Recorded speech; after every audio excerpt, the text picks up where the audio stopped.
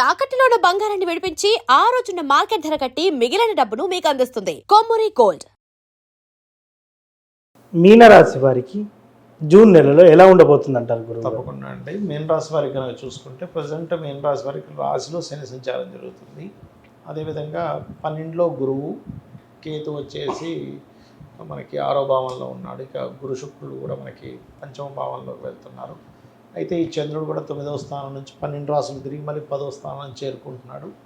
కాబట్టి ఈ యొక్క గ్రహస్థితిని అనుసరించి వీరికి ఎలా ఉండబోతుంది, ఏ దేవత ఆరాధన చేసుకోవాలి, ఎటువంటి విషయాల పట్ల వీళ్ళు జాగ్రత్త వహించాలనేటువంటి అంశాలు చెప్తుంది నేనైనప్పటికీ చెప్పిస్తుంది సాక్షాత్ లలిత అమ్మవారిగా భావిస్తూ ఆ లలితాంబిక అమ్మవారి యొక్క అనుగ్రహం ఈ యొక్క మీనరాశి వారికి పరిపూర్ణంగా కలగాలని మనస్ఫూర్తి కోరుకుంటూ, ముందుగా మీనరాశి వారికి ఏంటంటే కాస్త ఆధ్యాత్మిక చింతన ఎక్కువగా ఉంటుంది. కాస్త ఫారిన్ కంట్రీస్కి వెళ్ళాలంటే తొందరగా వెళ్ళగలుగుతారు.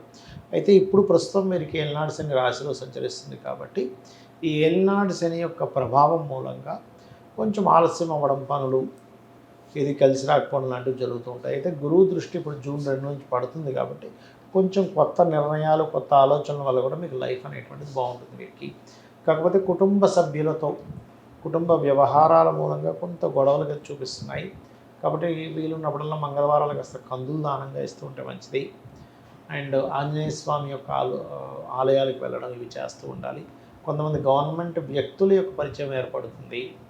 మరియు అదేవిధంగా వీరికి గురువు 4లో ఉన్నందుకు పర్టికులర్గా ఏంటంటే శని యొక్క సంబంధం రాశిలో ఉన్నందుకు కొంచెం కొంతమంది, అందరూ కాదు, కొంతమంది మాత్రం నిద్ర ఎక్కువగా పోవడము, శని మందుడు కదా, ఎక్కువ నిద్ర వేస్తూ ఉంటాడు, నిద్ర ఎక్కువ పోవడం జరుగుతూ ఉంటుంది. ఇక వీళ్ళు గణపతి యొక్క ఆరాధన, రాజరాజేశ్వరి అమ్మవారి యొక్క అష్టోత్తరము ఇవి కనుక చదువుకుంటే ఖచ్చితంగా బాగుంటుంది. మరియు మరొక విషయం ఏంటంటే ఉద్యోగ సంబంధించిన విషయంలో, ఉద్యోగ అవకాశాలకు సంబంధించిన విషయంలో మంచి అనుకూల యోగం అయితే ఉంది. కాకపోతే వీళ్ళు ఎక్కువగా ఓం మాణిక్య మకుటాకార జానుద్వయ విరాజితాయ నమః అని మంత్రం చేయడము, గోవుకి బెల్లం తినిపించడం ఇవి చేస్తూ ఉండాలి.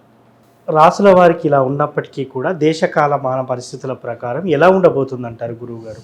ఫస్ట్ ఆఫ్ ఆల్ ఏంటంటారంటే కుజుడు మీరు గమనిస్తే, అంటే జూన్ మాసంలో కూడా కుజుడు ఉంటాడు. మే నుంచే మనకి 11లో సంచరిస్తున్నాడు, మే 11 నుంచే కూడా.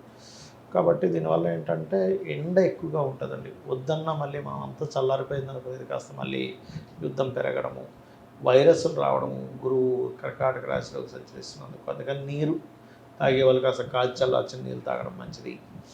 అండ్ అదేవిధంగా కొన్ని ఎలా అంటే జల ప్రళయాలు అంటూ ఉంటారు, అటువంటివి కూడా కొంచెం చూస్తారు. ఈ జూను 2వ తేదీ నుంచి ఎప్పుడైతే కర్కాటకంలోకి వస్తున్నారు, ఎప్పటి వరకు అది ఒక 5-6 మంత్స్ ఎక్కువ ఉంటుందండి. 1 year ఉంటుంది పూర్తిగా. అదేవిధంగా ఈ ధరలు పిచ్చి పిచ్చిగా పెరగడం, తగ్గడం, కొన్ని చమురు ఇట్లాంటివి లోటు రావడం లాంటివి చూపిస్తున్నాయి. అయితే నేను చెప్పేది ఏంటంటే ఇక్కడ వీళ్ళ రాశి నుంచి, అంటే ఇప్పుడు చూడండి మామూలుగా అయితే మే ఎండింగ్ అయిపోయి ఎండ అయిపోద్ది. అవును. కానీ ఈసారి ఏమవుతుందంటే జూన్లో కూడా ఎండ, వాన 2 పెరుగుతాయి. ఓకే. ఒక పక్క వర్షము వస్తుంది, ఒక పక్క మళ్ళీ విపరీతమైన ఎండలు వస్తూ ఉంటాయి. అంటే ఈసారి ఎక్కువ కాలం ఎండాకాలం ఉంటుంది చెప్పాలంటే. ఓకే.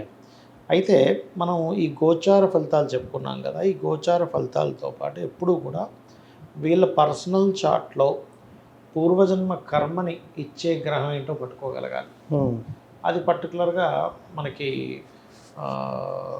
ఒక్కొక్క లగ్నానికి ఒక్కొక్కరు ఉంటారండి. మేషం వాళ్ళకి బుధుడు, శని. సో బుధ శనులకి ఎక్కువ దానాలు ఇస్తుండాలి, అంటే నువ్వులు, మినుములు, మన పెసలు.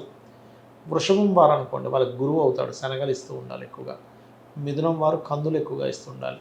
అండ్ కర్కాటక రాశి వారు ఎక్కువగా వీళ్ళు ఇవ్వవలసింది ఏంటంటే బొబ్బర్లు ఎక్కువగా ఇస్తూ ఉండాలి. సింహం వారికేమో నువ్వులు, పెసలు. కన్యవారికి పర్టికులర్గా బియ్యం ఎక్కువగా దానం ఇస్తూ ఉండాలి కన్యవారు. తులారాశి వారు, తులారాశి వారు కనుక చూసుకుంటే, అంటే తులారాశి వారికి ఏంటంటే సింహంలో కేతు ఉన్నాడు కదా, అందుకని వీళ్ళు ఎక్కువగా ఉలవలు, గోధుమలు, శనగలు ఇస్తే మంచిది. ఎందుకంటే లాభస్థానాన్ని ఆపుతుంది తులారాశి వారికి సింహంలో ఉండే కేతువు వల్ల.